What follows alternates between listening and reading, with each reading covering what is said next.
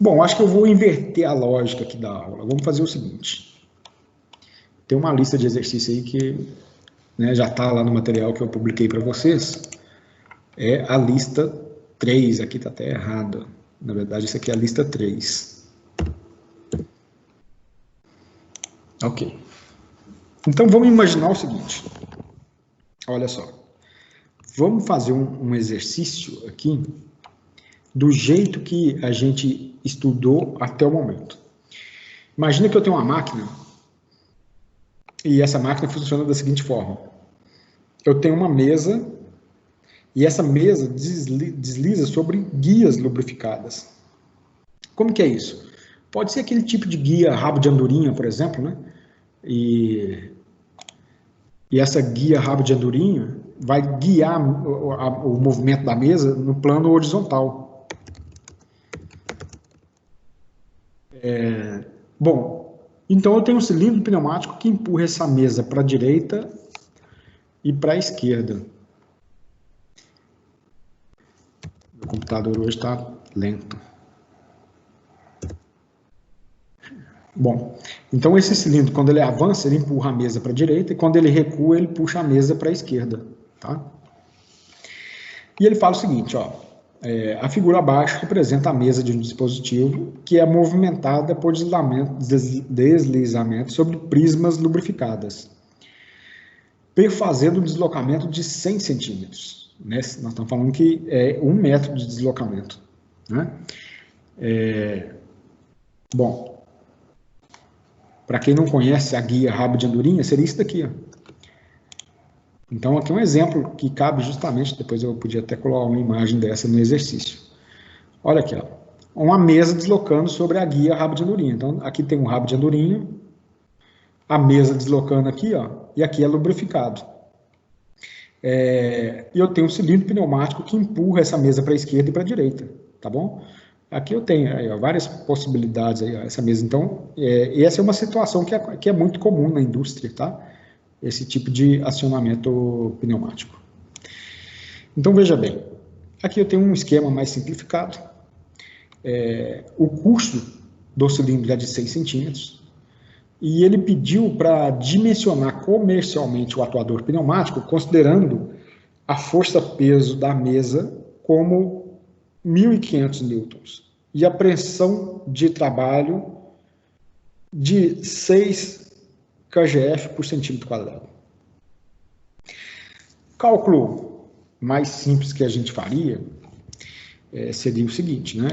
Como é que a gente resolveria esse problema se a gente fosse, talvez no curso técnico eu já vi muito esse tipo de raciocínio, que é o seguinte, deixa eu abrir uma apresentação aqui e a gente já vai começar.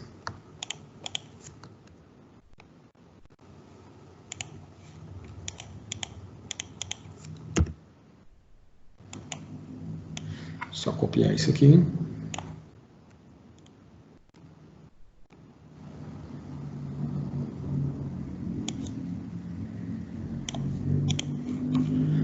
Ok, vou copiar essa imagem também.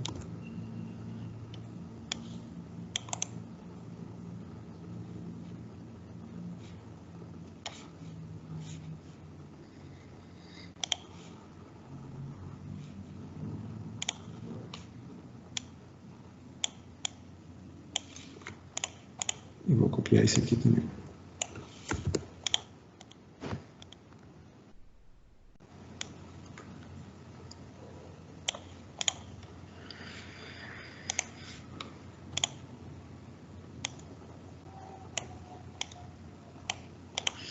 Bom, gente, então, observe o seguinte, nós temos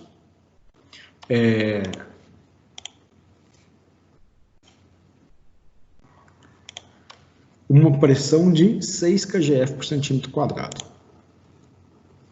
Então, vamos pensar o seguinte, eu me deu a força em newtons e a pressão em kgf por centímetro quadrado. Eu tenho aqui algumas possibilidades que seria, primeiro, eu posso converter a pressão para Pascal, ou posso converter a força para kgf. Né? Então, vamos começar pelo seguinte, ó, vou já trazer a apresentação para cá, está aqui o exercício. Vamos pensar na solução mais simples. Alguém quer contribuir? O que vocês acham? Como é que seria a forma da gente especificar o cilindro? Eu preciso de achar os diâmetros do cilindro, o diâmetro da camisa, o diâmetro do cilindro e o diâmetro da haste. Essa é a regrinha básica, né? Bom, uma maneira de calcular seria o seguinte, né? Vamos lá, se alguém quiser contribuir, fica à vontade aí, tá? Bom,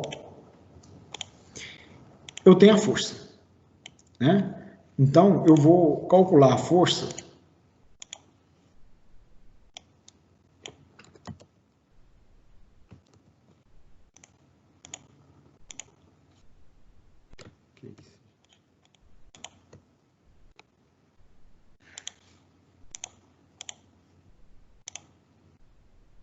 Ok, agora vai.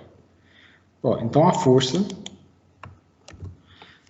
ela é igual a 1.500 newtons, não é isso?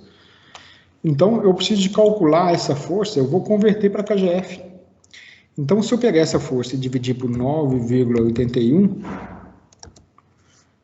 eu vou achar a força em kgf. Estou dividindo pela aceleração da gravidade, não é isso? Então, olha só. Essa força, então, vamos fazer a continha aqui, 1.500 dividido por 9,81. Tem gente que arredonda para 10, eu não gosto muito, não. Me dá uma força aqui de 152,9 kgf.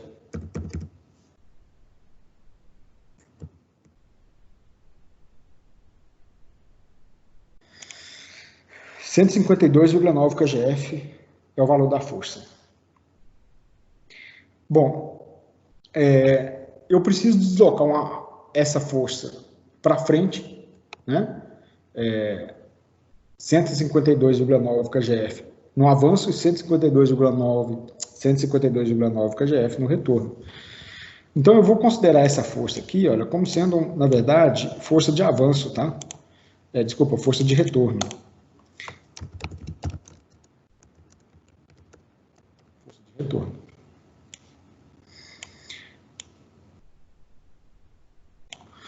Ok, calculei a força de retorno. Se eu tenho pressão, eu consigo achar a área da coroa, né? Porque eu já tenho a pressão. Então, a área da coroa, o que é a área da coroa? É a área do cilindro menos a área da haste, né? Então, a área da coroa seria o seguinte, ó. Eu tenho que a pressão, vamos fazer o seguinte, ó. Pressão igual a 6 kgf.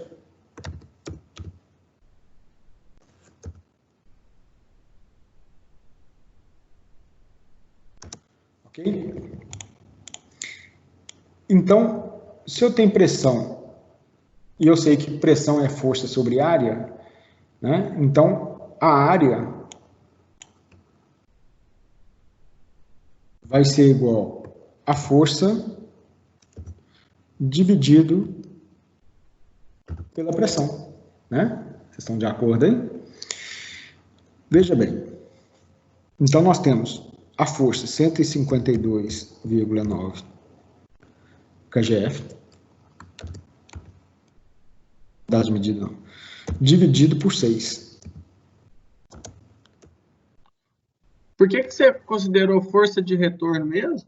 Ah, boa pergunta, eu vou explicar. Aqui me deu uma área de 25,48 centímetros. Olha, a gente sabe que a força de retorno, ela é menor do que a força de avanço. Ela é menor porque eu tenho que descontar na câmara dianteira do cilindro a haste do cilindro. A área da câmara traseira, que é a área total do êmbolo, é maior. Então, na hora de dimensionar o cilindro, eu sempre dimensiono usando o critério da força de retorno. Certo, Tá? senão no retorno ele não teria força suficiente, né? Se eu dimensionasse pelo... Isso. Posso ter algumas particularidades, por exemplo, às vezes a minha máquina só faz força no avanço, por exemplo.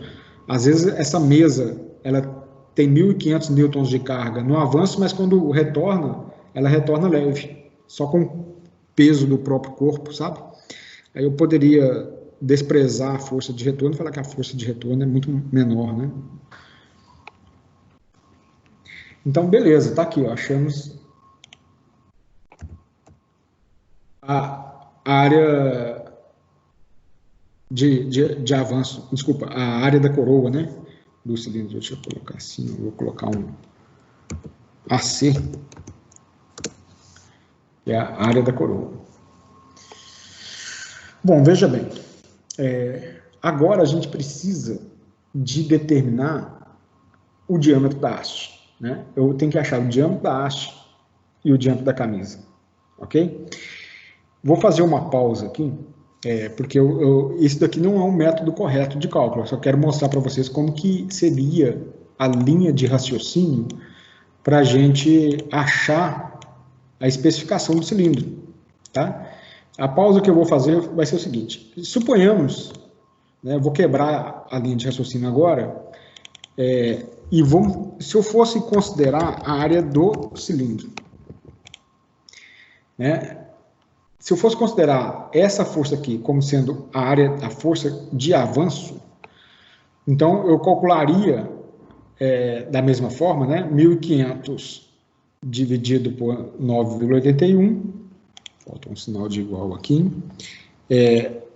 e aqui eu teria, então, 152, pego 152 dividido por 152,9 dividido por 6, eu acho aqui 25,48 centímetros quadrados, tá? Bom, a questão agora,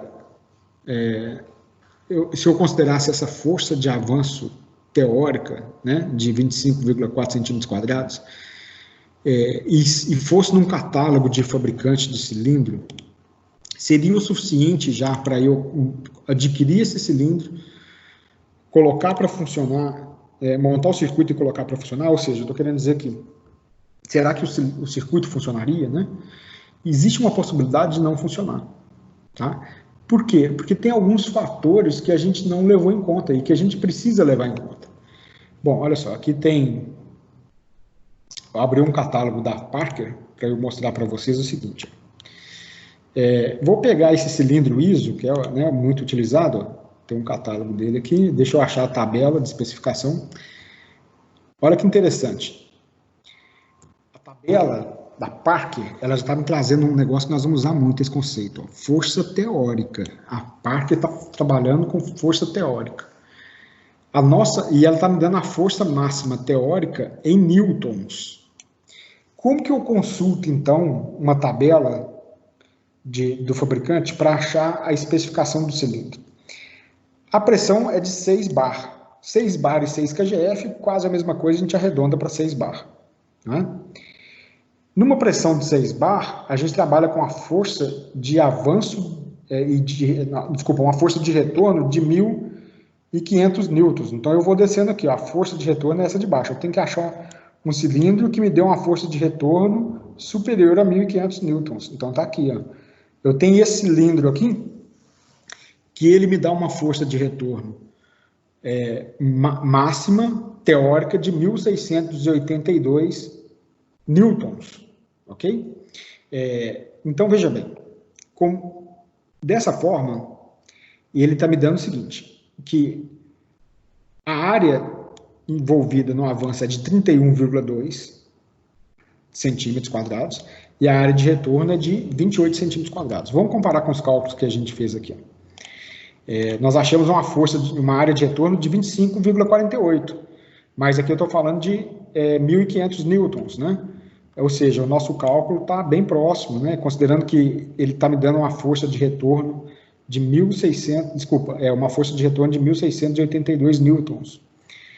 E uma área de 28 centímetros quadrados. E essa daqui é a área da coroa, a área que é responsável por promover o retorno do cilindro. Essa daqui é a área de avanço. Tá bom? Então, qual que é a especificação? No fim das contas, qual que é a minha especificação do cilindro? É um cilindro ISO o diâmetro do cilindro é de 63 milímetros e o diâmetro da haste é de 20 milímetros. Ok? Então, pronto. Pela força teórica, eu fui na tabela do fabricante. Não preciso nem fazer muito cálculo. Por isso que eu falei com vocês, gente, eu vou fazer uma pausa aqui, porque eu não quero avançar, que aqui tem alguns detalhes, alguns pormenores que nós vamos estudar agora. Essa especificação é suficiente? Talvez não. Por que talvez não? Porque existem outras forças que a gente precisa de considerar em alguns tipos de máquinas. Por exemplo, a força de atrito. A força de atrito estático e a força de atrito cinemático. Né? Eu tenho que levar em consideração essas duas forças de atrito, porque pode ser que o meu cilindro, eu instalo na máquina, consultando toda essa tabela aqui do fabricante, e mesmo assim ele não seja capaz de acionar a máquina. Porque essa força de avanço de retorno de 1.682 newtons não considera na prática a força de atrito, por isso que ele chama de força teórica. Tá? E é agora que nós vamos avaliar como que a gente faz para achar a força real de avanço e a força real de retorno. Tá? Aqui é um cálculozinho que o fabricante dá para calcular o consumo de ar do cilindro, tá bom? Algumas especificações aqui no catálogo. E o custo padrão do cilindro. Né? Ele está me dando o custo padrão, por exemplo, com um diâmetro de 32 milímetros, qual que é o custo padrão que eu acho para comprar? Observa que nessa norma, com o cilindro ISO, né, que é a norma ISO 4393, ela normatiza isso, ela me dá aqui, ó, eu tenho custo total variando de 25 milímetros até 500 milímetros. E aqui eu quero entrar também, já aproveitar e explicar a segunda parte da matéria que nós vamos entrar agora. Ok, eu vou dimensionar o cilindro, especificar o cilindro considerando a força teórica e sobrepor na força teórica também eu vou considerar a força de atrito envolvida na máquina, tá bom? Agora, a outra questão que eu preciso avaliar é o seguinte, será que a haste do cilindro, ela não vai flambar? Né? Será que a haste ela tem o diâmetro necessário para não ocorrer a flambagem? Bom, essa série da Parker é a série de cilindro ISO, né? Então, quando eu volto lá no início do catálogo, eu tenho uma série Heavy Duty. A série Heavy Duty, ou Heavy Duty, né? Ela é uma série, trabalho pesado, o próprio nome sugere, né? Trabalho pesado. Então, aqui ele está me falando, ó, observa que tudo isso aqui a gente estudou, né? Simbologia, tal, tipo de cilindro duplex, de múltiplas paradas, duplação, etc, etc, tal. Olha que interessante, é esse ponto aqui que eu queria chegar. Essa tabela, vamos pegar um caso aqui, ó.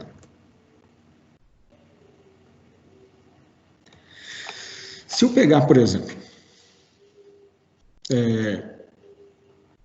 observa que, eu vou pegar esse exemplo que está marcado aqui, ó. Eu tenho um diâmetro de cilindro de 5 polegadas. Então, o diâmetro do cilindro é aproximadamente aí 125 milímetros. Né? O diâmetro do cilindro ou o diâmetro da camisa.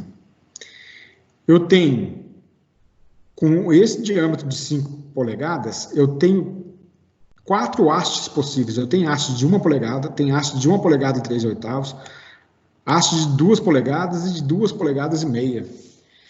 Então, eu tenho 4 opções de hastes com diâmetros diferentes para a mesma dimensão do cilindro, da camisa do cilindro. Quando eu pego aqui, ó, eu posso pegar vamos pegar esse de 2 polegadas. 2 polegadas, eu tenho haste de 5/8 e haste de 1 polegada. Por que acontece isso?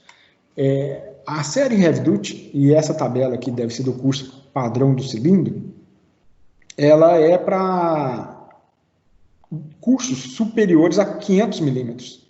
Observa que aquela série ISO, ela terminava em 500 milímetros. Era o maior custo que eu conseguiria. A série Heavy Duty, eu tenho custos superiores a 500 milímetros. Tá? Então, por que o fabricante ele te dá possibilidades diferentes de diâmetro de haste para o mesmo diâmetro de camisa, diâmetro de cilindro? Porque pode ser que a haste de 1 polegada, devido ao custo ser muito longo, ela não suporte a flambagem que a máquina vai impor à haste do cilindro. Ela vai flambar.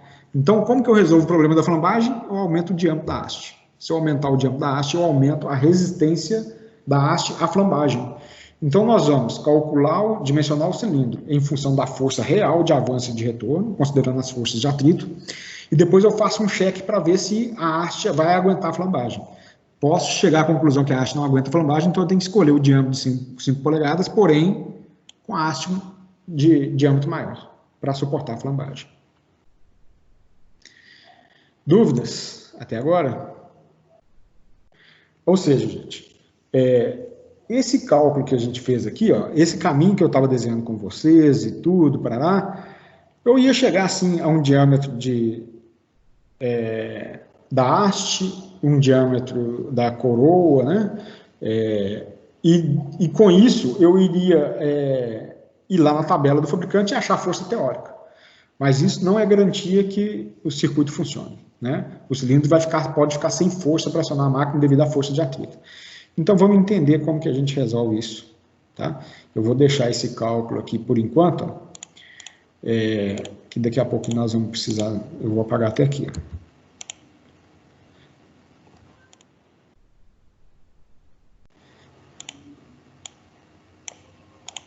Deixa aqui, depois eu edito aqui, que nós vamos precisar de trabalhar isso daqui. Então, vamos ver como que é esse conceito na hora de especificar um cilindro pneumático, o que a gente tem que olhar.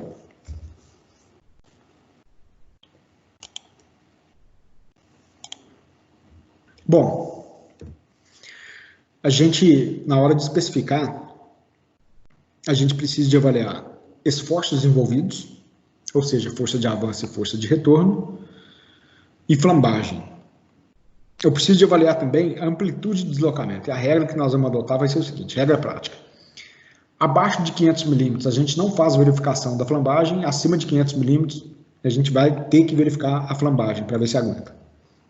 Porque quanto menor o curso do cilindro, maior a resistência dele à flambagem. Isso é chamado de comprimento livre de flambagem. E também o tipo de montagem física que o cilindro vai ser instalado, né? Então, gente, aquilo que eu tenho falado com vocês é o seguinte. Quando a gente analisa o movimento do cilindro, existem algumas forças de atrito que estão envolvidas. Eu tenho um atrito da carga, ou seja, no caso desse exemplo que eu estava citando lá da mesa, que é deslocada pelo cilindro, a carga, ela tem um atrito, que é ali no rabo de andorinha, né, no canal de deslizamento, né? E tem um atrito próprio do interior do cilindro. O cilindro ele tem mancal. Então, a haste atrita com o mancal, né? O êmbolo atrita com a camisa do cilindro. Então, nesse caso, eu tenho um atrito interno do cilindro e o atrito da carga que a gente tem que levar em consideração. Aí, fazendo uma revisão lá da física que vocês estudaram, né? Tem um atrito estático e um atrito cinemático, ou atrito cinético. Então, quando a gente vai empurrar, por exemplo, se eu for empurrar uma caixa cheia de material, obviamente que eu preciso de mais força do que uma caixa vazia. O fato é que eu gasto muita força, não muita, a força que eu gasto para poder colocar a caixa em movimento, ela é menor do que a força que eu gasto para poder manter a caixa em movimento. Porque o coeficiente de atrito cinético, ele é menor do que o coeficiente de atrito estático. Tá? Então, a gente sempre dimensiona considerando um atrito estático, porque ele tem um fator maior, e, consequentemente, a força de atrito estática é maior do que a força de atrito cinética, tá bom? Então, olha só, como que a gente calcula a força de atrito? Eu vou pegar a força normal, né, a força normal que está aplicada na interface das duas superfícies. Então, eu tenho um objeto aqui que vai deslizar sobre uma superfície, tá? Aqui tem uma ampliação, o atrito existe porque as superfícies não são regulares, né? A gente sabe que se a gente ampliar, vão ter esses vales e esses picos aqui, ó, né? E isso gera atrito. E a força de atrito é a força normal. Nesse caso aqui, a força normal é a própria força-peso do objeto, vezes o coeficiente de atrito estático. E a força de atrito cinemática é o coeficiente de atrito cinemático vezes a força de atrito, desculpa, a força normal. Mas a gente sabe que o coeficiente de atrito estático é sempre maior do que o coeficiente de atrito cinemático. Então, a força de atrito estática, ela é maior do que a força de atrito cinemática. Bom, o que isso implica para nós em termos de circuito pneumático, né? Implica que é bem simples, que a carga, o cilindro pneumático, ele gasta uma força para colocar a carga em movimento, e depois que a carga ela entra em movimento, a força para manter em movimento ela diminui, tá? Bom, eu preciso saber o coeficiente de atrito envolvido tanto no atrito interno do deslocamento do cilindro pneumático, quanto o coeficiente de atrito envolvido na máquina, né? Então, essa é a grande questão. Às vezes é uma situação que assim, não tem jeito de medir o coeficiente de atrito. Ele é medido de forma indireta, você faz ensaios, análises, etc., e mede, né? Se você estiver projetando uma máquina, às vezes você está na empresa, se você montou uma máquina lá e colocou um cilindro pneumático para atuar, não tem como você saber a força de atrito.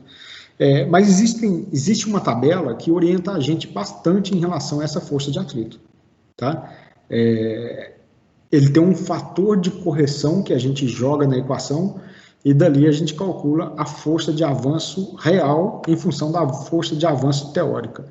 Então, através da força de avanço, eu vou achar a força de avanço teórica, eu acho a força de avanço real e vou na tabela e acho o valor a especificação do cilindro. Mas aí eles vão perguntar, mas o certo não é eu especificar pela força de retorno? Sim, eu posso trocar o nome de força de avanço por força de retorno, ok? Dependendo da minha situação. Se a minha máquina ela empurra e puxa a carga, eu estou chamando de força de avanço teórica, mas pode ser força de retorno teórica também, tá bom? Bom, então veja bem, a tabela é essa daqui, ó.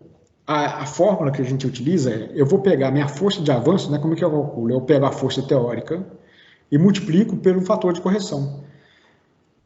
Esse fator de correção, ele é obtido através dessa tabela. Essa tabela, ela me fala o seguinte, ela me dá o tipo de máquina, tá? E esse tipo de máquina, ela relaciona para mim dois parâmetros.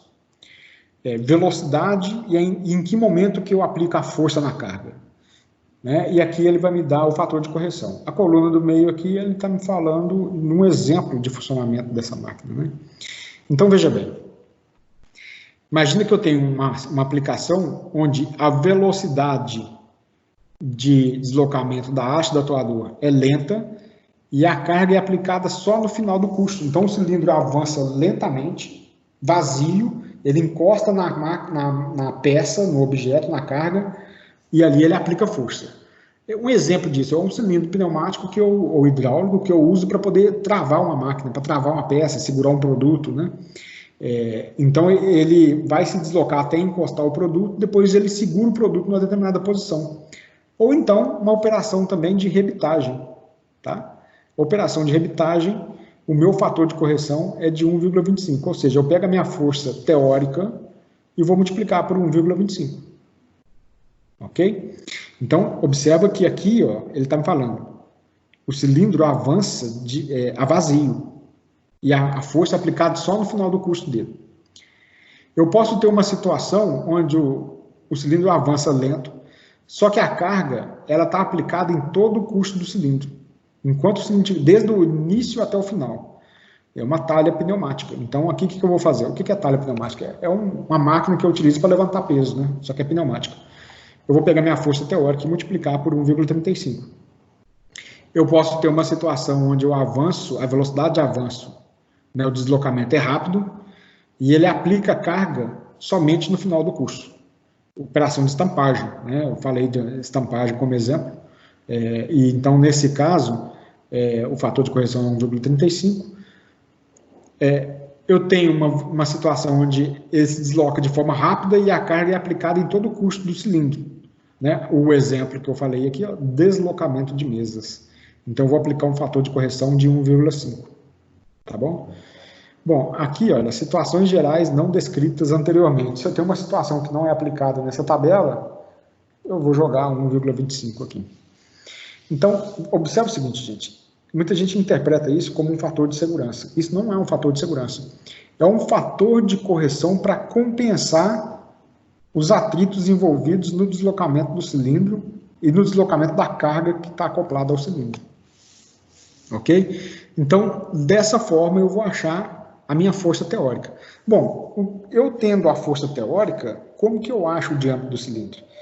Se você tiver um catálogo de um fabricante igual ao da Parker, não estou fazendo propaganda não, mas observa que no catálogo da Parker, com a força eu já acho o diâmetro da haste e o diâmetro da camisa. Né? Mas existem alguns fabricantes que ele não te dá a força máxima de avanço, força máxima de retorno, etc. Eu tenho que achar o diâmetro. Então, nós vamos precisar de calcular o diâmetro do cilindro. Então, veja bem. Observa que eu tenho uma sequência de cálculo muito simples. O primeiro passo é determinar a força de avanço. Determino a força de avanço. Como? Eu vou pegar a força teórica e multiplicar pelo fator de correção. Então, eu vou considerar isso como força de avanço. Eu não estou considerando a força de retorno. Por que não? Já está incluído ali no fator de correção. Calcula a área do cilindro. Então, a área é força sob pressão, igual a gente já calculou. Eu vou calcular o diâmetro do cilindro. Através da fórmula da área, eu calculo o diâmetro. Vou na tabela e acho o cilindro normalizado, né, correspondente. Então, vamos fazer o seguinte. Vamos fazer uma pausa aqui. Então, vamos pegar esse exercício que a gente estava tratando até agora e vamos dar prosseguimento nele, né? É o seguinte. Essa força que nós calculamos aqui, é a força teórica. Então, nós temos uma força teórica de 152,9 kgf, né? Convertir de newtons para kgf, tá bom? Vamos agora calcular a força de avanço. Bom, para calcular a força de avanço, acho que o primeiro passo é a gente achar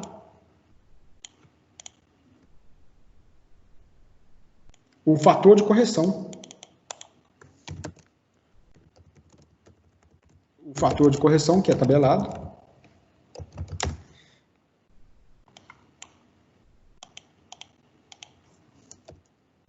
O fator de correção, então, ele... Deixa eu colocar o símbolo dele aqui. Aqui, é o φ. Será que se eu trazer essa tabela aqui vai dar certo ali? Vamos testar para ver. Nossa, ficou muito ruim.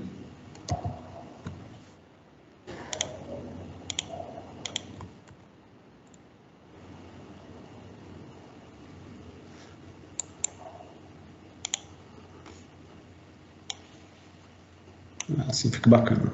Ok. Então, o nosso fator de correção... Observa que ele tem uma linha específica para mesas.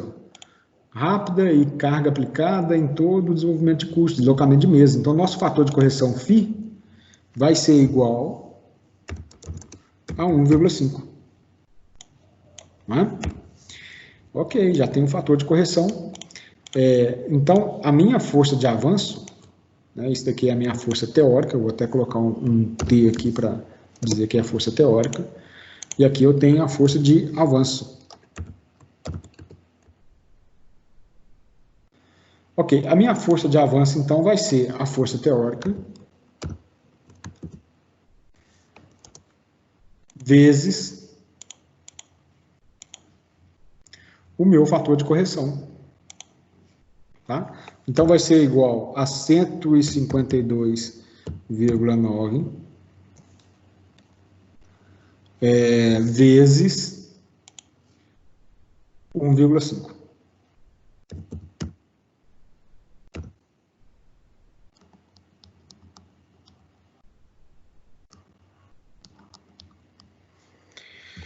$229,35 kgf.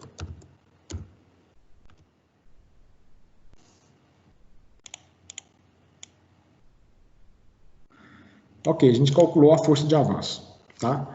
Bom, o próximo passo, então, já que a gente tem a força de avanço, nós vamos calcular a área do cilindro. Então, deixa eu trazer para cá. Ó. Então, como que vai ser a área do cilindro?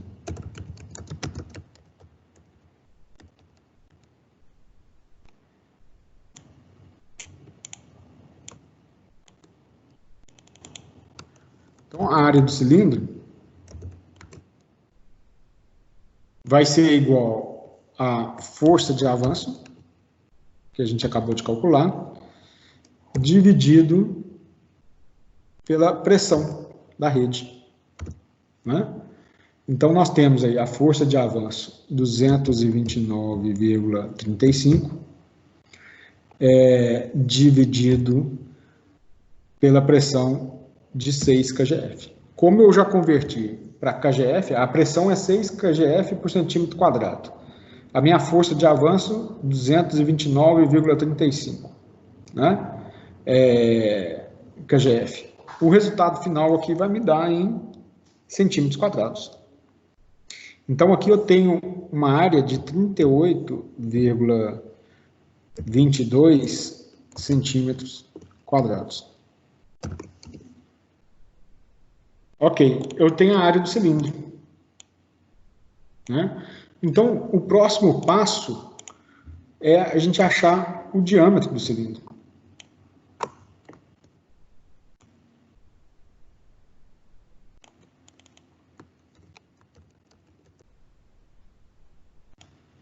Bom, olha só, o diâmetro do cilindro.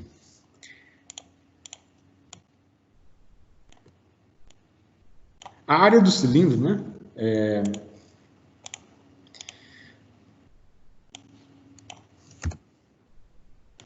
Então, a área do cilindro é π, vamos colocar assim, ó, π vezes o diâmetro elevado ao quadrado, dividido por 4, né? Ok. Então, para eu calcular o diâmetro do cilindro, né? Então, o diâmetro vai ser igual, ó, olha que interessante, né? Eu vou fazer isso em duas etapas, né? Eu teria a raiz quadrada, deixa eu colocar a raiz aqui,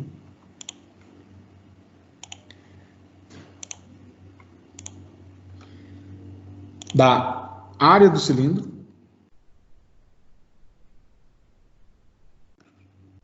deixa eu ver aqui, área do cilindro,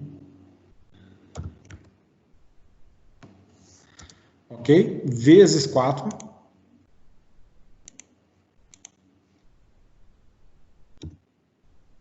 dividido por π.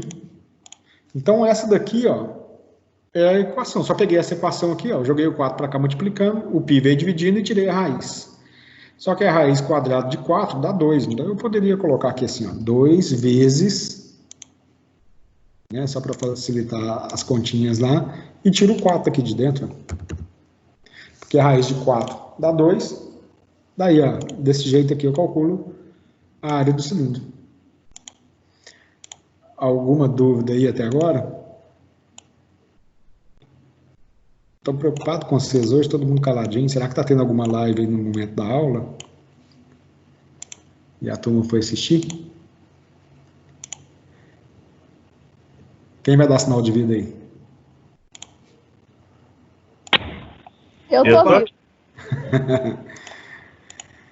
Geralmente vocês interagem bem e hoje está todo mundo caladinho. Ou vocês estão de saco cheio de pneumática, ou vocês estão concentrados mesmo. Hein? Vamos lá, gente, vamos continuar o cálculozinho aqui, ó.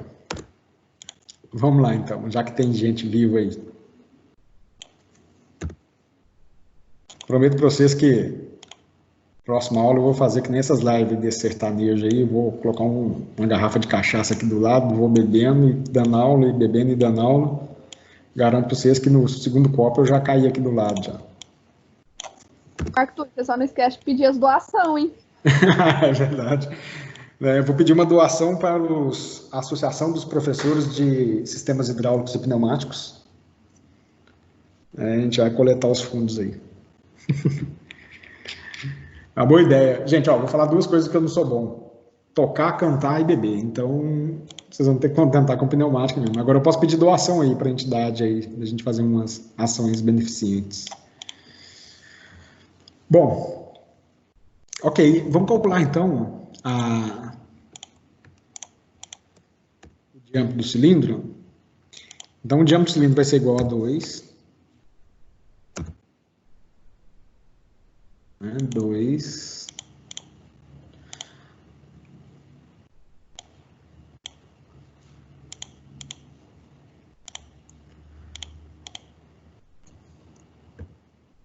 vezes a raiz quadrada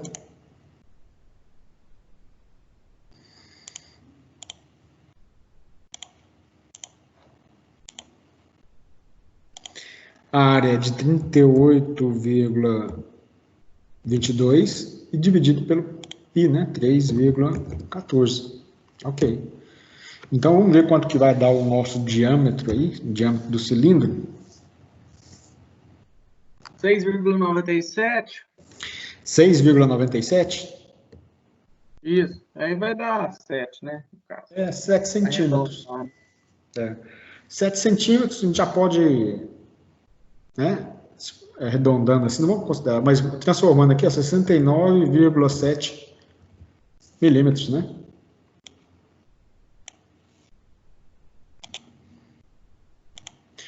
Ok. Então, o que seria o próximo passo? Eita, ficou legal que isso aqui não.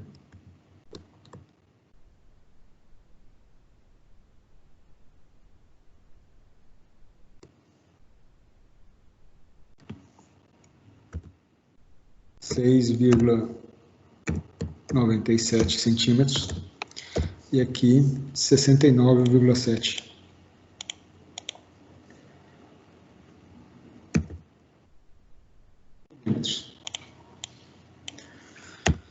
Ok. Bom, então o próximo passo, nós vamos ter que ir em tabela de fabricante.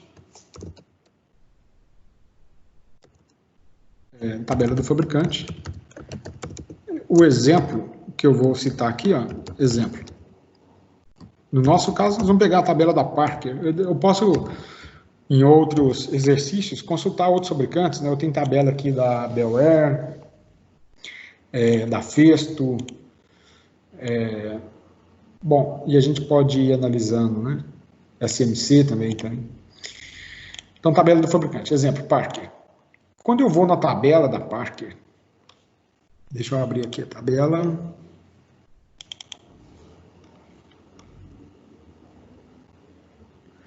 Aí nós vamos fazer o seguinte. Ó.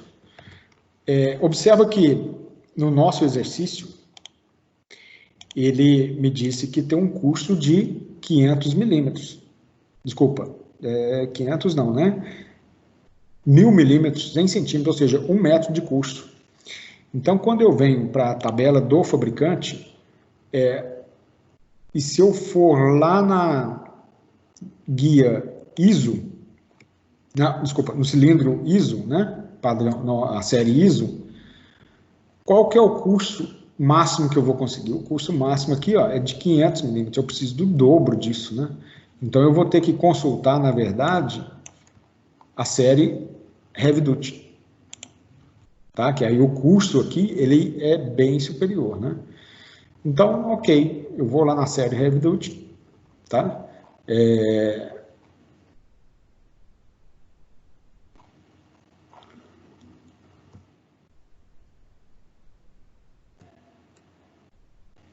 Aqui eu tenho os custos relacionados, né? Ok, vamos pular essa parte aqui. Depois vamos voltar direto na tabela padrão dele. Ó. E a tabela padrão é o seguinte. Vamos lá. O problema é que aqui tá... Não é problema, né? Vamos considerar o seguinte, que já pode converter isso daqui, ó, também em polegadas. Se eu dividir aqui por 25,4 milímetros, 69,7, 25,4 dividido, 2,74 polegadas. que aí a gente já pode consultar a tabela em milímetros, em polegadas, tá tudo aí. Isso aqui dá 2,74 polegadas, então. Obviamente, se a gente fosse arredondar, seria 3 polegadas. Então, vou pegar o exemplo. Parker, a série que eu estou considerando é a série Heavy Duty. Ok, tá aí. Então,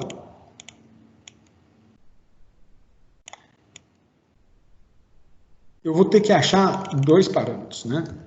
O diâmetro do cilindro, de quanto que é, e também o diâmetro da haste. Eu preciso achar esses 2 parâmetros aí.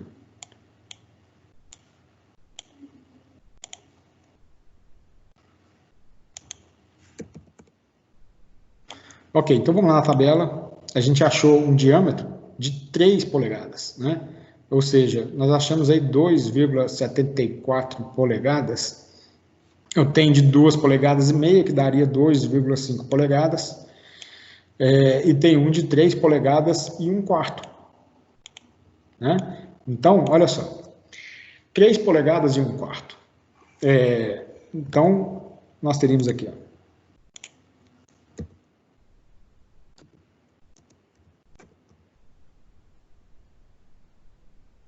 Esse é o diâmetro do cilindro. Agora, qual o diâmetro da haste que a gente vai adotar? Eu tenho a possibilidade de 1 polegada e 1 polegada e 1/4. Né? Eu tenho que pegar o que está superior. Né? Se a gente analisar aqui, olha, na pressão de 6 bar, aqui está em 6,21, porque essa série Heavy Duty ela está toda no sistema inglês, né? Pressão em PSI e diâmetros em polegadas. Tá? Mas, ok. Então, nós vamos fazer o seguinte. Eu tenho a possibilidade agora da haste de 1 polegada e da haste de 1 polegada e 1/4. Então, por enquanto, eu vou escolher a haste de 1 polegada. Né? 1 polegada, a gente teria 25,4 milímetros de haste. Tá bom? Seria até um exercício bom aqui, ó. Se eu converter isso daqui para milímetros, então 3 polegadas convertendo para milímetro,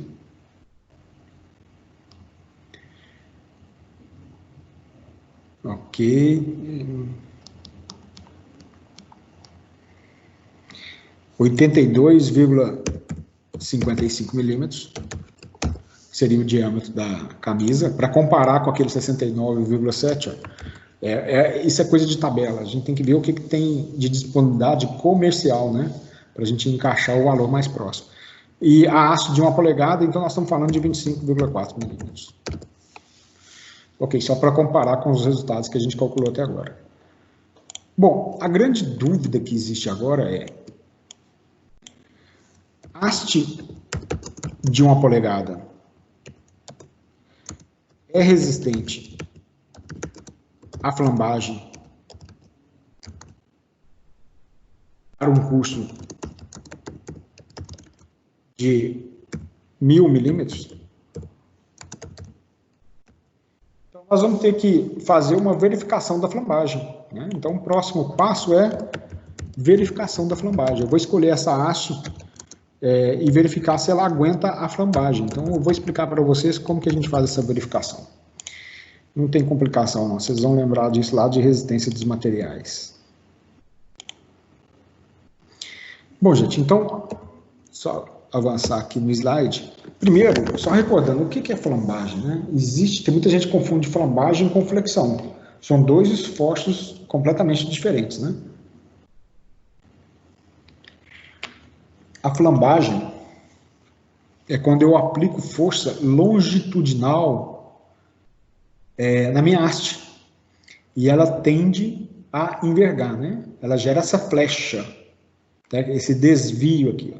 Então, quando eu aplico a força longitudinal e ela se deforma, gerando a flecha, isso é flambagem.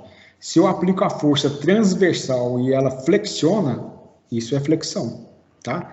Então, imagina que eu tenho um cilindro pneumático que vai movimentar uma carga. Tá? Essa carga, por algum motivo, ela trava a haste do cilindro pode flambar. Acontece isso daqui. Eu trouxe uma foto, né, para vocês aqui, ó, de uma biela que flambou, né? O motor, né, travou, tá bom? O motor travou, com certeza que imagino que seja um motor diesel, calço hidráulico, que seja, o motor travou, o cilindro, né, movimentou e a haste flambou aqui. Então, isso é flambagem, né? Então, para custos superiores a 500 milímetros, nós precisamos de fazer uma verificação da flambagem. Aí muita gente pergunta, mas por que 500 milímetros? Não poderia ser 450, 300? Eu digo o seguinte, que vale o bom senso. Na verdade, todo objeto, toda haste de cilindro, ela flamba. A flambagem é uma deformação que é natural. Aplicou carga, vai flambar. A questão é, quanto que a deformação pela flambagem, ela é significante para nós. Quanto maior o custo, mais provável da haste flambar, né? A flambagem, a deformação por flambagem, ela aumenta. Bom, então, regra prática, né? Muitos fabricantes recomendam custo superior a 500 milímetros, você faz verificação por flambagem, tanto que o próprio catálogo dele, ele me dá hastes com mais de uma possibilidade de diâmetro para mesmo diâmetro de camisa. Então, se eu pegar a série Heavy Duty da Parker aqui, a série 3400, eu tenho, olha aqui, ó, o diâmetro do cilindro, por exemplo, 2 polegadas, eu tenho uma haste de 5/8 e uma haste de 1 polegada. Então, é isso que nós vamos fazer. Como que a gente faz isso? Existe um conceito na resistência dos materiais, que é a carga de Euler. Tem gente que fala Euler. A gente até escreve em português Euler, mas em alemão é Euler, né? A pronúncia certa é Euler. A carga de Euler, que é a carga de flambagem, ela é calculada por essa equação. Essa equação ela diz o seguinte para nós, que a carga de Euler, que é o K, é igual a π elevado ao quadrado, vezes o módulo de elasticidade do material, no nosso caso a gente está usando o aço, que é chamado de módulo de Young, né? Aqui eu tenho 2,7 newtons por centímetro quadrado, a gente convertendo, né, isso daqui, ó, daria 210 megapascal, tá? Newton por metro quadrado, mas aqui está em centímetro quadrado, então 2,1 vezes 10 elevado a 7 newtons por centímetro quadrado. Esse é o módulo de Young. O J é o momento de inércia da haste, né? Vocês já estudaram isso no passado, aí, é o momento de inércia. E o lambda, letra grega lambda elevado ao quadrado, é o momento livre, o comprimento livre de flambagem, que é tabelado, que a gente vai consultar. E como que eu calculo o momento de inércia? O momento de inércia é o diâmetro da haste elevado à quarta vezes π dividido por 64. Então, veja bem. Bom, eu posso, se eu isolar aqui, ó, se eu souber de quanto que vale o K, eu sei de quanto que vale o K. Isso aqui é constante. Isso daqui é do projeto, eu isolo o valor do J, que é o momento de inércia. Eu isolando o momento de inércia, 64 é constante, o π é constante, eu consigo achar o diâmetro da haste. Então, essa é a jogada que nós vamos fazer, né? Primeiro, eu acho a carga de Euler. Achando a carga de Euler, eu acho o momento de inércia, né? Daqui, ó, igualo o momento de inércia aqui e tiro o diâmetro da haste. Se esse diâmetro da haste aqui der maior do que o diâmetro que eu achei na tabela, significa que a haste que eu escolhi inicialmente não aguenta a flambagem. Se a haste que eu escolhi inicialmente for maior do que o cálculo da haste que eu achar aqui, significa que ela aguenta, sim, que ela é resistente à flambagem, tá bom? Então, a sequência de cálculo é essa. Primeiro passo, determinar o fator de segurança, né? Qualquer especificação ou dimensionamento que a gente usa para a resistência dos materiais, gente, a gente precisa de ter um fator de segurança. O que engloba esse fator de segurança? Aqui tem um grande problema, porque esse fator de segurança ele não é tabelado. Isso aqui vai muito no bom senso do projetista, né? O fator de segurança, imagina que a máquina travou, o cilindro pneumático está empurrando a máquina, mas eu tenho um emperramento na máquina, alguma coisa travando o movimento da máquina e ela não consegue movimentar. Então, e essa carga, esse travamento, essa sobrecarga, ela pode ser momentânea. Questão de 1, 2 segundos, a máquina destravou, o cilindro voltou a avançar. Ou seja, eu preciso de dimensionar a haste, eu tenho que aplicar um fator de segurança de forma que a carga, ela aguente aquela sobrecarga, tá bom? Então, beleza. Olha só, como que nós vamos calcular, então, a carga de Euler? Eu estimo o fator de segurança. Aqui é de 1 a 5, gente, raramente a gente usa assim, tá? Fator de segurança recomendável é de 1 a 2 aqui no máximo. Eu tenho um pensamento que eu gosto de replicar para os alunos, é o seguinte: é fácil a gente ser seguro com o dinheiro dos outros. Eu estou querendo dizer que você pode falar na hora de especificar o cilindro, por segurança eu vou colocar um fator de segurança igual a 5. Imagina o custo que vai ficar esse cilindro pneumático. O equipamento pneumático já não é barato, é tudo caro. Você superdimensiona, tudo bem, você vai dormir tranquilo. Mas se eu estivesse pagando, você não ia dormir tranquilo, não. Então eu sempre brinco, eu falo o seguinte: imagine que você é o dono, especifique como se você fosse o dono da fábrica e você está desembolsando para poder comprar o equipamento. Bom, então eu vou pegar a força de avanço que a gente calculou anteriormente e vou dividir pelo fator de segurança que nós vamos aplicar. Tá? Isso para achar a carga de óleo. Bom, peguei a força de avanço, dividi pelo fator de segurança, achei a carga de óleo. Eu vou substituir a carga de óleo nessa equação, né? E vou calcular o momento de inércia da haste. Calculei o momento de inércia, daqui eu tiro o diâmetro da haste. E depois eu vou comparar esse diâmetro da haste que eu calculei com aquele diâmetro que a gente especificou consultando tabela. Tá bom? Então vamos fazer o seguinte. Vamos fazer o cálculo da determinação, da verificação da flambagem para esse exercício aqui. Ó, né? Vamos ver como que é, então. O primeiro passo é a gente, então, determinar o fator de segurança. De quanto que é o fator de segurança? Esse tipo de máquina, deslocamento de mesa, eu não colocaria um fator de segurança muito alto. 1,15, 1,25, então eu vou colocar aqui, 1,25. Como? Isso daqui é completamente arbitrário. Tá? Não existe regra para determinar esse fator de segurança. Fator de segurança é igual a 1,25. Ok, então já que eu determinei o fator de segurança, agora nós vamos determinar a carga de Euler. Né? Deixa eu escrever isso aqui. Se alguém preferir falar carga de Euler, fiquem à vontade. Tá? Eu tento me habituar a disciplinar a falar carga de Euler, que é a pronúncia correta. Se eu falava carga de Euler, aí eu perguntei a um professor de língua portuguesa como é que era o jeito certo de pronunciar. Existe uma regra na língua portuguesa que diz que nome de pessoas estrangeiros a gente tem que pronunciar na língua pátria da pessoa. Então, Euler alemão, né, me informaram que a pronúncia certa seria Euler. Okay? Só a favor disso, viu, Martulho? Como é que seria a pronúncia do seu nome, Olga? É Olga Gandrabur. Não, peraí. Ficou a ligação aí. Repete, por favor. Olga Gandrabur. Gandrabur. É alemão também? Não, é da Moldávia. Moldávia. Interessante. Nem sabia. Moldávia fica onde? É uma região ou é um país? É um país de 4 milhões de habitantes, fica entre a Romênia e a Ucrânia. Olha que interessante. Leste europeu, né? Isso. Ainda visito lá. Leste europeu, eles estão falando que é um lugar muito bonito de se visitar e um turismo barato de fazer, né? Tem muita cultura diferente, comida.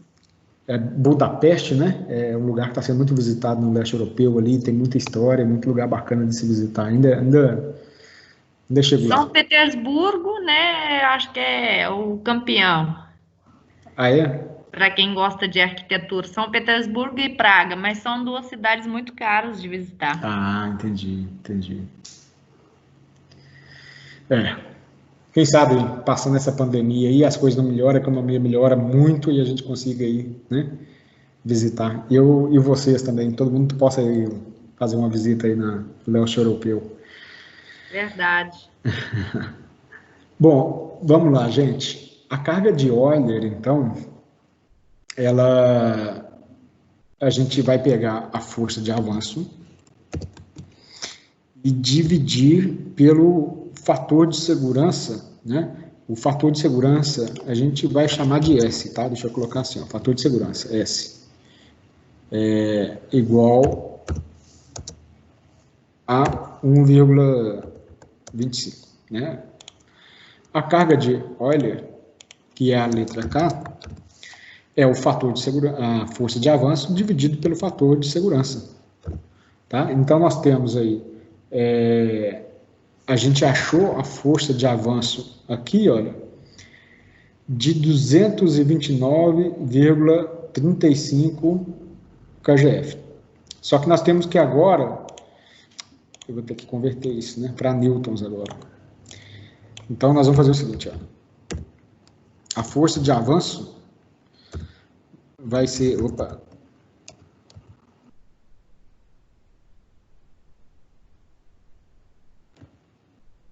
então força de avanço. Ana Carolina, você pode observar que eu estou usando os atalhos aí que você me ensinou na última aula, tá? Já comecei a usar, muito bom, muito rápido. Força de avanço, então nós vamos pegar o seguinte, eu vou pegar aquela força que a gente calculou, de 229,35 kgf, vou multiplicar isso daqui em kgf, eu vou multiplicar pela aceleração da gravidade, que agora a carga de Euler, a gente tem que entrar com ela em newtons, né? Então, vezes 9,81 metros por segundo ao quadrado. Tá? Então, nós vamos ter, então,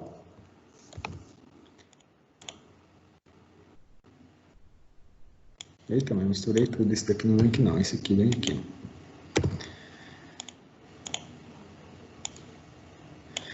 Ok, a nossa força de avanço, 229,35 vezes 9,81, vai dar 2.249,9 newtons. Tá aí, ó.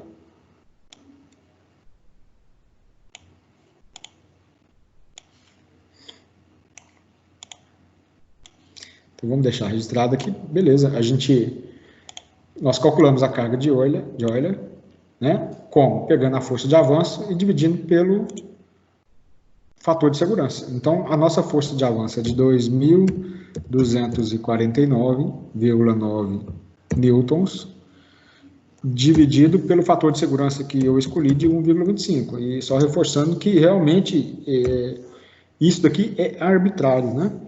Então, 1,25 aqui dividindo isso, me deu, não vou arredondar não, 1.799,9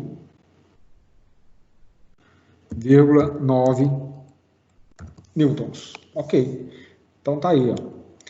Nós já temos aí a carga de Euler, né? Vou dimensionar a haste para aguentar essa força. Eu sei que a haste ela vai aguentar 25% a mais disso, mas é o meu fator de segurança prevendo alguma sobrecarga, algum travamento na máquina, tá? Então, uma vez que eu determinei a carga de Euler, nós vamos calcular agora, deixa eu escrever isso aqui, ó, o momento de inércia. Então, momento de inércia haste, que é o J. Como que a gente calcula o momento de inércia da haste, né? Acho que eu vou até, deixa eu buscar aqui no outro slide, que é o seguinte, ó.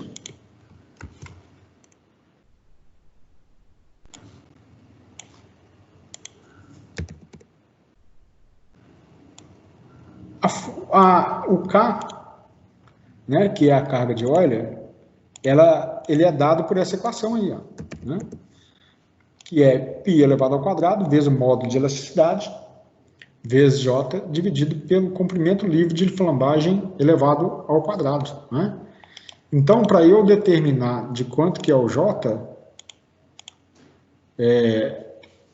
vou pegar essa fórmula aqui, ó, e vamos editar, então, o momento de inércia, J, vai ser igual a lambda elevado ao quadrado, deixa eu achar aqui a letra grega.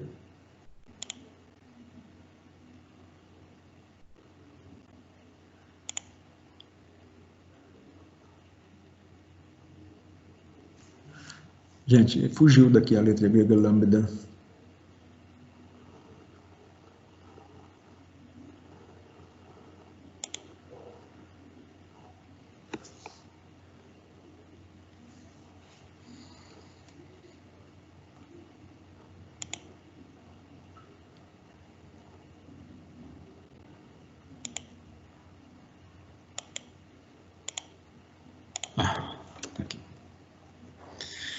Vamos usar isso aqui, gama, aqui, depois eu corrijo isso, tá? Antes de enviar para vocês, senão eu vou ficar perdendo tempo de aula aqui procurando letra aí no coisa.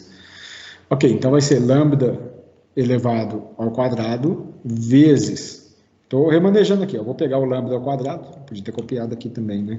Ser besta. Pronto, agora ficou certo. Eu vou pegar o lambda e vou jogar multiplicando aqui pelo K, então vezes o valor de K, que é a carga de Euler, né? E vou dividir por π elevado ao quadrado, deixa eu copiar isso daqui, ó, vezes o módulo de elasticidade. Beleza. Desse jeito aqui, ó, eu vou determinar o meu momento de inércia, né? Bom, um detalhe também que é o seguinte, ó, né? Vamos colocar um lembretezinho aqui que é o seguinte, ó, que o módulo de elasticidade ele é igual a 2,1 vezes 10 elevado a 7 newtons por centímetro quadrado, ok? Então, isso daqui é o módulo de elasticidade. Deixa eu copiar isso.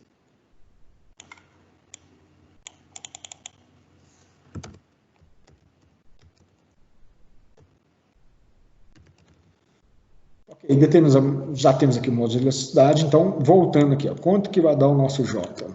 Eu preciso de saber agora o que está faltando nessa equação aqui, ó. Π é constante, isso daqui é constante, o K nós já temos, está faltando o comprimento livre de flambagem. Como que eu faço para achar o comprimento livre de flambagem, né? Então, tem uma tabela que a gente vai precisar de consultar, né, que é o valor do lambda.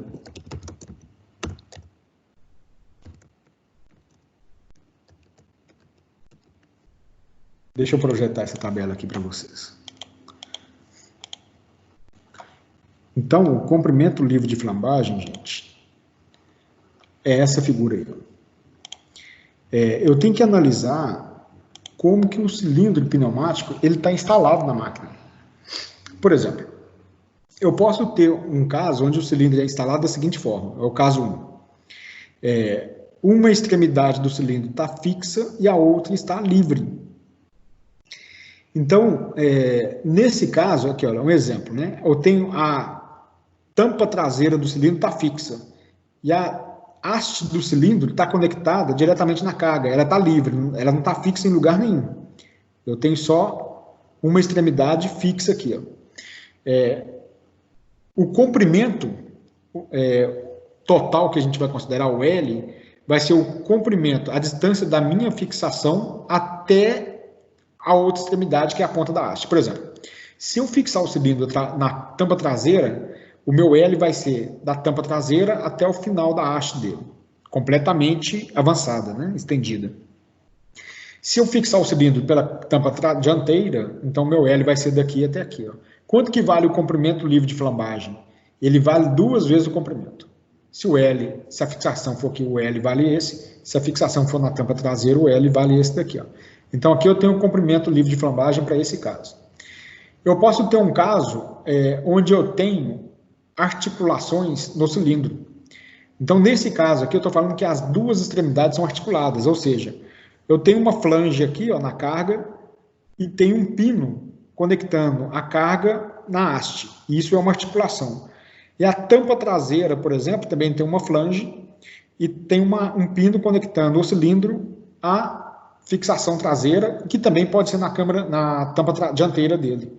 Ou seja, o cilindro ele pode girar em torno desse eixo e ele pode girar em torno desse eixo também. Nesse caso, o meu comprimento livre de flambagem ele é igual ao comprimento total quando o cilindro estiver completamente avançado. Por exemplo, se ele estiver fixado na tampa traseira, o L é a distância da fixação na tampa traseira até o final da haste.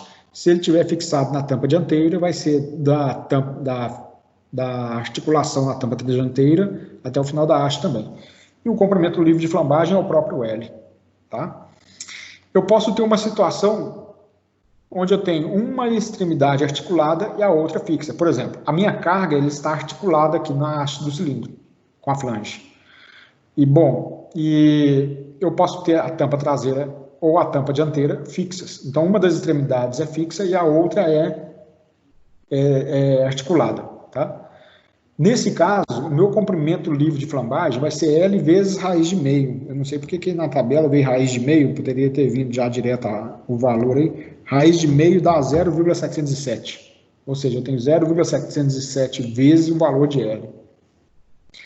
E se eu tiver uma situação onde as duas extremidades são fixas, de quanto que vale o comprimento livre de flambagem? Vale L sobre 2. Aí você vai pensar, mas como assim duas extremidades fixas? Duas extremidades fixas representam o seguinte, eu tenho a tampa dianteira ou traseira fixa, sem articulação, e a carga ela está sendo guiada através de um canal. Tá? Pode ser que seja o nosso caso, né? Guiada através de um canal. Bom, nesse caso, o comprimento livre de flambagem vai ser L sobre 2. Tá? Esse gráfico aqui em cima mostra como que seria a deformação da haste em termos de flambagem, como que ela ia flambar, né? O deslocamento, né, da distribuição de cargas aí na haste, né? A deformação dela. Ok? Quando a gente volta lá para o nosso exercício, no desenho esquemático, ele mostra o seguinte, ó. Observa que eu tenho articulação de um lado e articulação do outro lado. Então, eu tenho as duas extremidades articuladas, tá?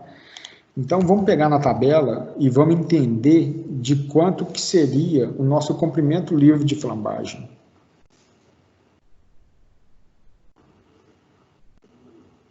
O computador deu uma travadinha aqui, vamos, enfim.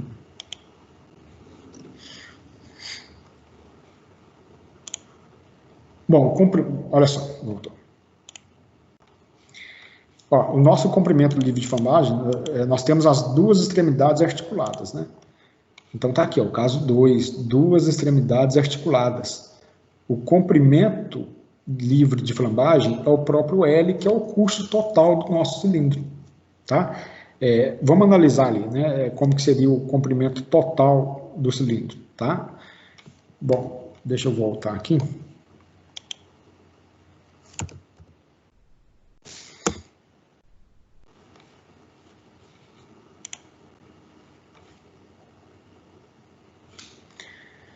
Olha só, o curso nosso, ele tem 100 centímetros. Então, veja bem, quando o cilindro ele avançou completamente, a haste dele total vai ter 100 milímetros, desculpa, 1000 milímetros, 100 centímetros. Observa que a fixação ela está acontecendo na haste e na tampa traseira. Né? Então, nesse caso, qual que seria o meu comprimento total que eu iria considerar? Vamos fazer um desenho aqui. Quer ver? Comprimento livre de flambagem. Então, primeiro, deixa eu fazer acho que vamos aproveitar aqui o PowerPoint. Vamos fazer o seguinte. Também peguei errado. Imagina que aqui está a camisa do cilindro. E aqui eu tenho a haste. Deixa eu representar a haste de outro jeito aqui. Ok.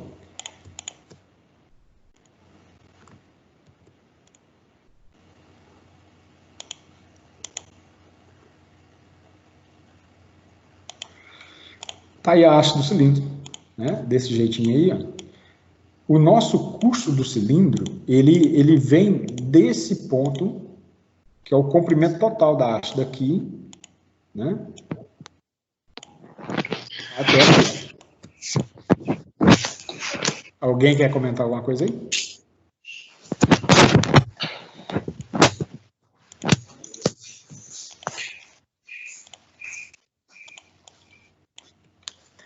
Ok, então é esse caso aqui, ó. De quanto que vale isso daqui, hein? Isso daqui vale para nós 1000 milímetros.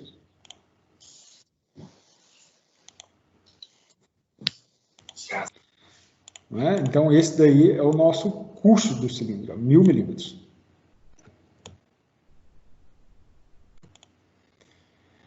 Bom, observe o seguinte, eu tenho 1000 milímetros para cá e tenho 1000 milímetros para cá, ó, não é? O valor do L, ele tem que ser a medida daqui, ó, até aqui. Então, isso daqui vai ser o valor do L para nós. Deixa eu trazer isso para cá, então.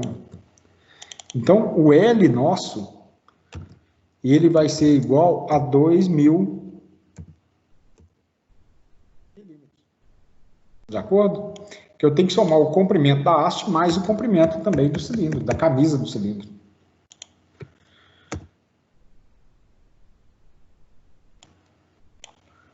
Então, tá aí o nosso valor de L. Bom, então veja bem. E agora, de quanto que vai ser o nosso comprimento livre de flambagem, né? O nosso comprimento livre de flambagem vai ser isso aqui, ó.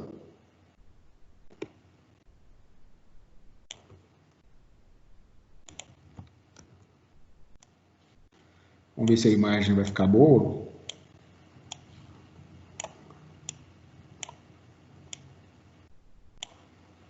Nossa, ficou horrível essa imagem. Depois eu coloco uma imagem melhor aqui, ó. Então, o que eu vou fazer? Comprimento livre de flambagem.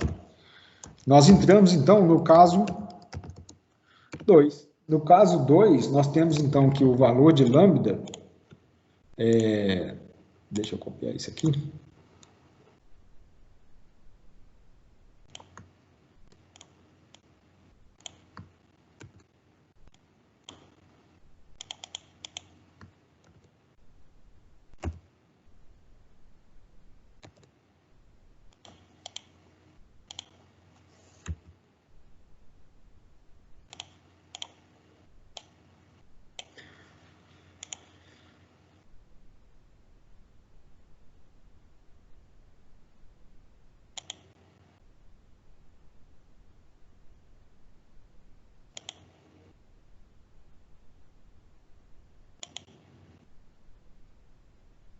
Gente, não pode essa letra grega ter sumido assim. Bom, vamos colocar assim, ó. L vai ser, o lambda vai ser igual a L, que vai ser igual, então, 2000 milímetros.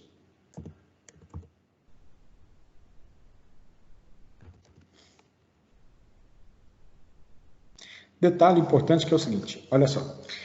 O módulo de elasticidade, ele está em centímetros quadrados, né? Então, observa que a gente tem aqui, ó, centímetros quadrados. Newton por centímetro quadrado. Se eu entrar com a carga de óleo em Newton, eu tenho que entrar então, com o comprimento livre de flambagem em centímetros. Né? Então, ou seja, eu estou falando de 200 centímetros. Tá aí, ó. Vai ser o nosso comprimento livre de flambagem. Ok. Então, eu vou voltar agora aqui nessa fórmula e vou jogar os valores ali, né, para achar o valor isolar o momento de inércia. Eu acho que eu vou até fazer o seguinte, eu vou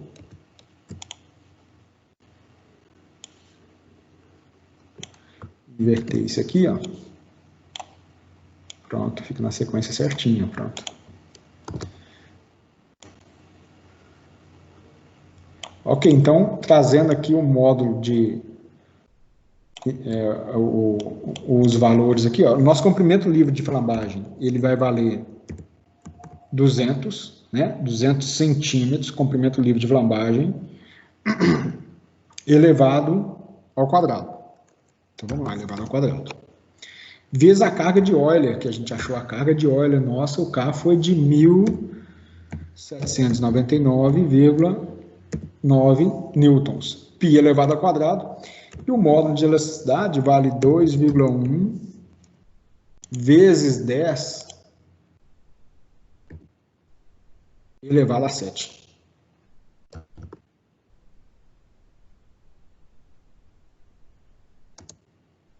Ok. Então, quanto que vai dar aqui o nosso momento de inércia? Vamos calcular isso aqui. Ó. Deixa eu corrigir isso aqui. Ok. Então, vamos lá, vamos calcular. Hein?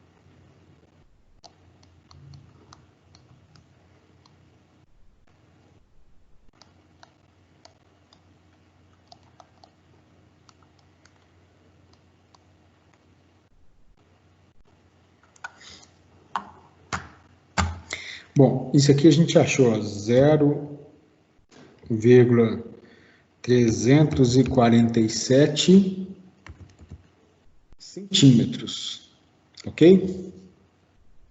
Esse é importante, né? 0,344 centímetros elevado à quarta, porque observa que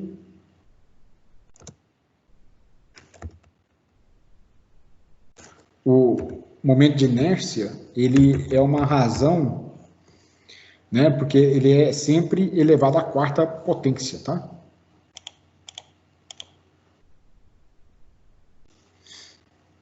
Ok, então vamos lá, 0,347, gente, 0,347 centímetros elevado à quarta.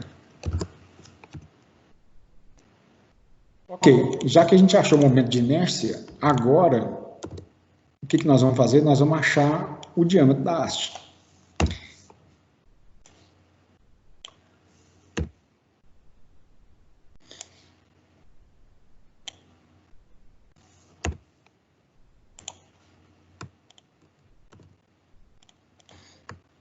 Ok, então vamos lá, diâmetro da haste.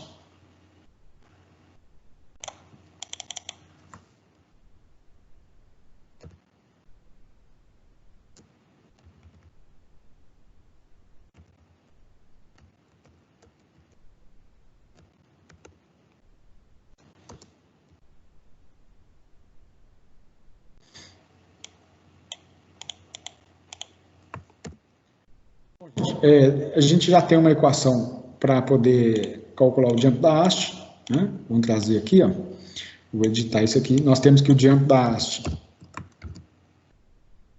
ele é igual a raiz quarta, né? Igual eu falei, o momento de inércia ele é elevado à quarta, então eu tenho aqui, ó, né? A raiz quarta de 64 vezes o valor do momento de inércia, vezes J, dividido por π. Né? Então, nós temos que... de onde que vem essa fórmula, na verdade? Né? Ela vem daqui. Ó. Quando a gente volta J, né? Deixa eu pegar essa fórmulazinha aqui.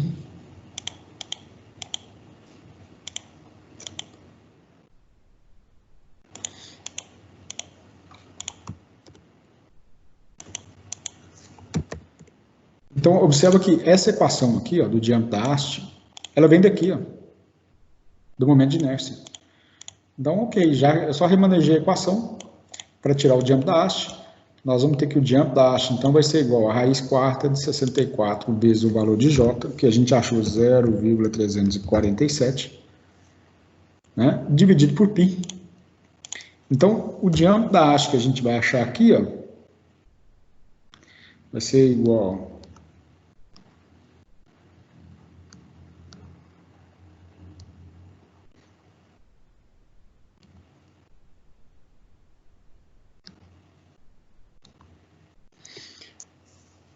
1,63 centímetros. Ou seja, eu estou falando que a haste ela tem que ter, no mínimo, 16,3 milímetros. Né? Então, bom, qual que é a conclusão que a gente chega? A gente diz o seguinte, que o diâmetro mínimo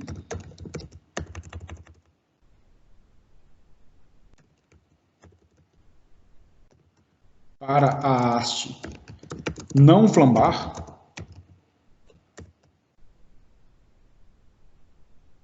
é de... Aí vamos trazer esses números aqui para baixo.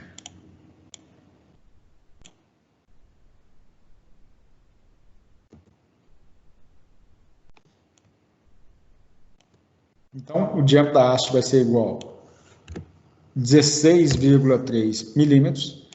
Convertendo isso para polegada, né?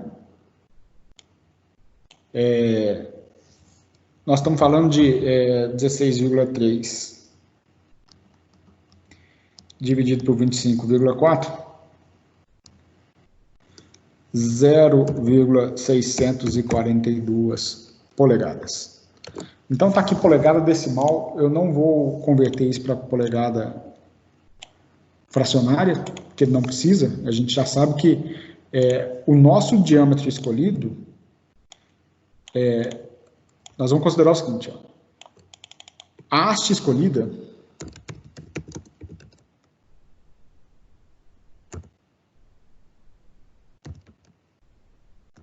nós temos que o diâmetro escolhido foi de 1 polegada. Então, veja bem, nós temos o diâmetro de 1 polegada, né? E esse diâmetro que a gente escolheu, ele é maior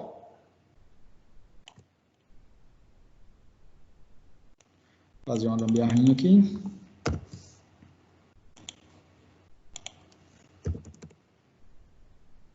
A gente escolheu uma haste com diâmetro maior de 0,642. Bom, esse é nós estamos quase chegando à conclusão. Então, nós podemos dizer que o cilindro especificado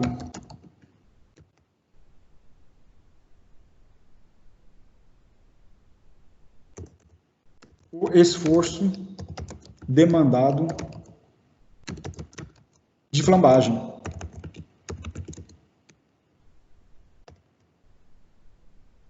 E isso é a nossa conclusão final, ou seja, eu estou querendo dizer que o cilindro que a gente especificou, ele, né, suporta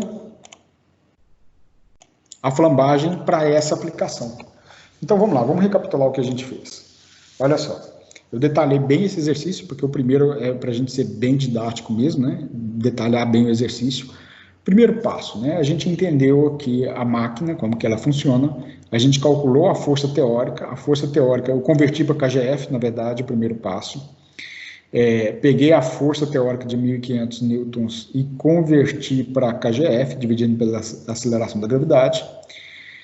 Depois eu determinei a força real de avanço, né, fui na tabela, achei o fator de correção, nós achamos aqui que é para mesa, né, deslocamento de mesa, 1,5. Peguei a força teórica, multipliquei por 1,5, achei a força real de avanço. Com a força real, eu achei o diâmetro do cilindro. E depois do diâmetro do cilindro, eu fui lá e achei o diâmetro do cilindro.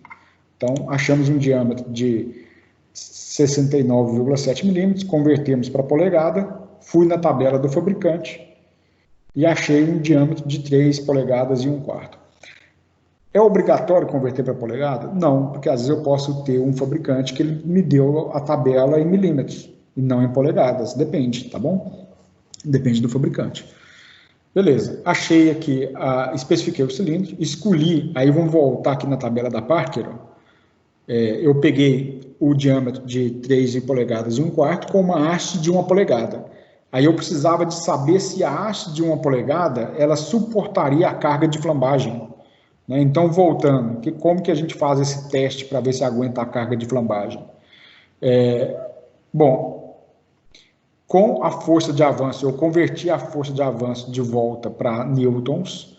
Com a força de avanço, eu dividi por um fator de segurança que é arbitrário, eu escolhi o fator de segurança, e achei a carga de Euler.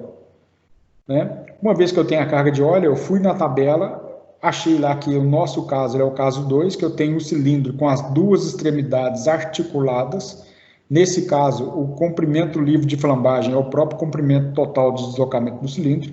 O comprimento total é o comprimento da camisa mais o comprimento da haste. Então, deu dos 2.000 milímetros. Converti isso para centímetros. Joguei na equação da carga de Euler e achei o momento de inércia, de 0,347 centímetros a quarta. Com o momento de inércia em mãos, né, eu voltei na fórmula do momento de inércia e isolei o valor do diâmetro da haste. Está aqui o diâmetro da haste. Nós achamos um diâmetro da haste de 16,3 milímetros. Ou seja, de acordo com o fator de segurança que eu apliquei de 1,25 e com aquela carga que nós calculamos, essa haste ela não pode ser inferior a 16,3 milímetros. Ela tem que ser superior a 16,3 milímetros para não ocorrer uma deformação excessiva por flambagem.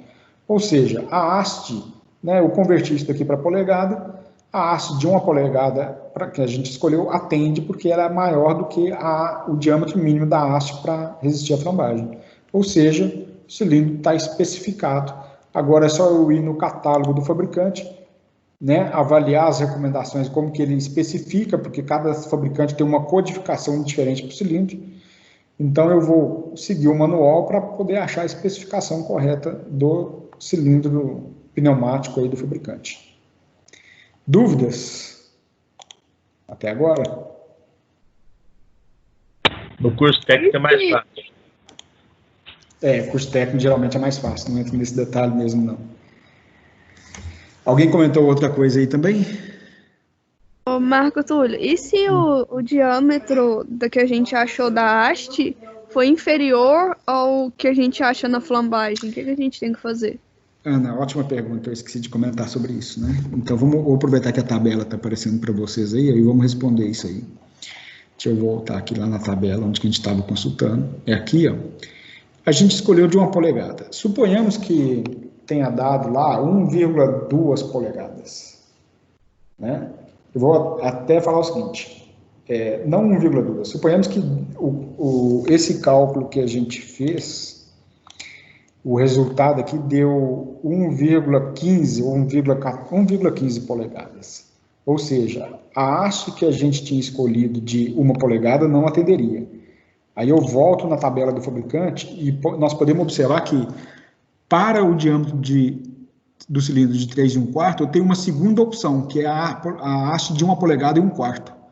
1 e 1/4 dá 1,25 polegadas, ou seja, aí eu teria que mudar para a haste de baixo. Tá? Então, por isso que o fabricante, para custos superiores a 500 milímetros, ele me dá 2 opções de haste, ou às vezes até mais, por exemplo. Acima de 5 polegadas, eu tenho 4 opções de haste, porque quando eu fizer o teste da flambagem, se a primeira haste não der, eu passo para a segunda.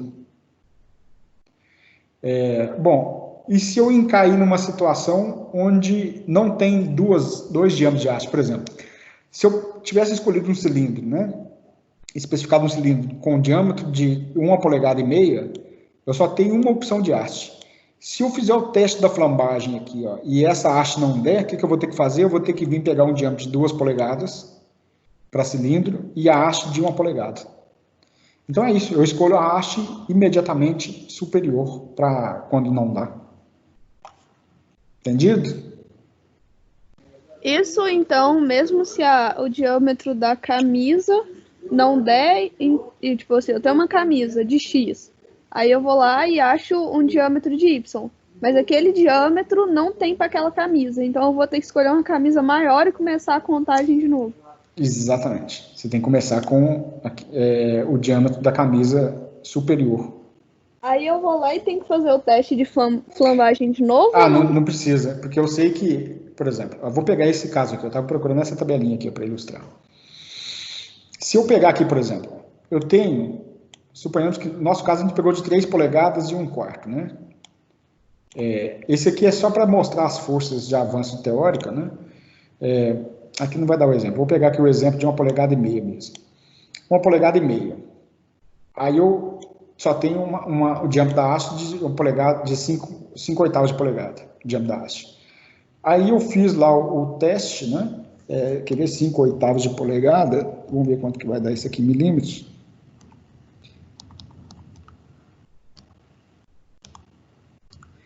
Dá 15,87 milímetros.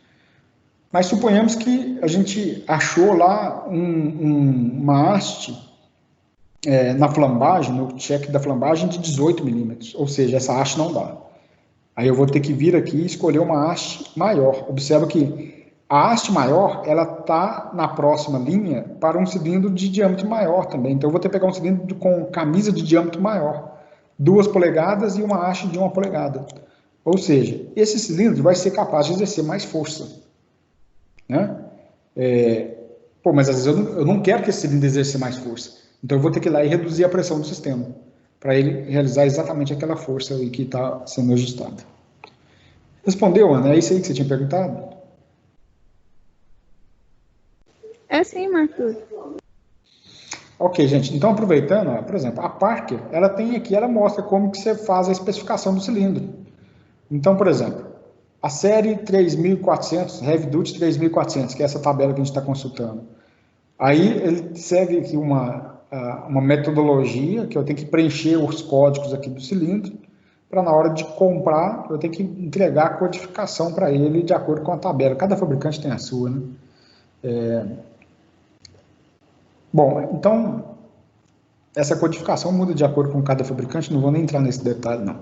Só queria mostrar mesmo o teste, a verificação da flambagem aí.